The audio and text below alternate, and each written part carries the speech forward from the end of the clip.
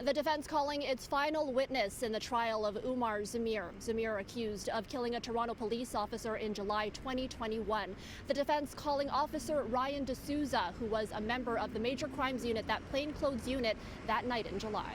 D'Souza testifying that he and his partner were originally en route to Nathan Phillips Square to respond to a call for a stabbing in the area, but moments later received an emergency call over the radio from one of the officers who arrested Zamir. D'Souza tells court that he was in plain clothes and put on his police vest before descending into the parking garage. He says he saw a male in a kneeling position, handcuffed, with what he described as a glazed look on his face, like he was in a state of shock.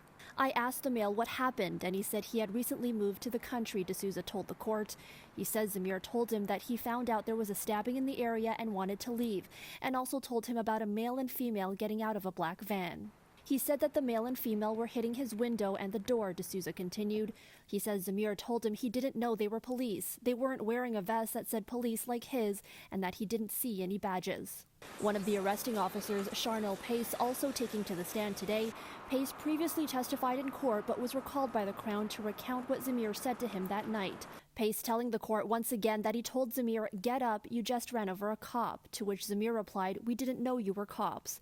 Of particular focus for questioning is when both officers wrote their notes on the events of that evening. Both testifying they wrote them about a month after the incident, on August 4th. D'Souza telling court he was in a room with other members of the Major Crimes Unit 52 Division, including Pace, but that he wrote them independently.